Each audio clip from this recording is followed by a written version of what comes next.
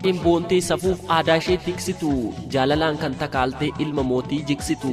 ishee yoo eebbaa malee hin qabne abaarsa ishee tokko jaallattee tokkoofis taatu aarsaa kan dubbiin arraba ishee namatti kaasu miira fooliin ishee uumamaan kuffisee darbu dhiira kan gaadidduu qofaan onnee namaa raasu sagalee ishee kiiloleen namatti naqu naasu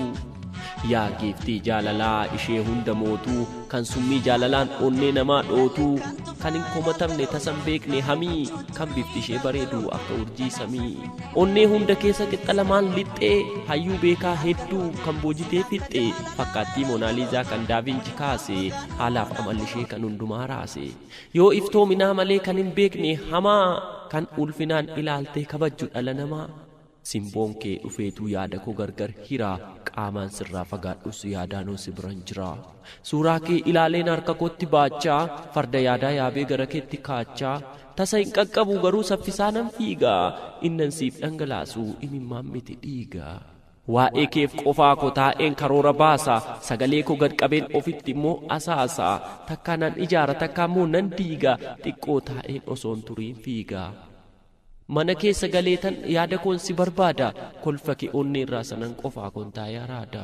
fageenya irra taa'eetan waa'ee kee buusee baasa fakkaattiin kee dhufee halkan irribaa na kaasa karaatu fagaate malee hin fagaanne garaanii dhibichi yoo darbe wal argina baraanii barruu rabbiin baatamii gaariin si hin darbiini koronaa balaafamaan yoomuu si hin argiini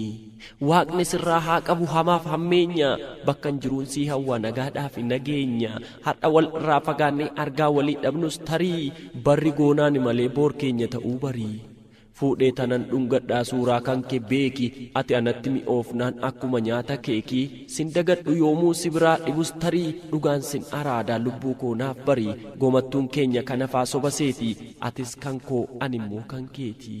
si qofaadhaan bar filannoon koo sirriini yoomuu sin jijjiiru fageenyaaf maallaqaanii keessuma kootii jirtaa yoomna keessaatii baataa hidda dhiigaa kooti ati na keessa dhangalaataa ati anaaf yoomiyyuu lafee koof qaamadha animmoo si malee ija kootu jaamaadha halaalarraan siifawwa nagaa koo bakkan jiru bareedduu baadiyaa koo sin jaalladha yaa tiruu Siyaadera jaalalli koo.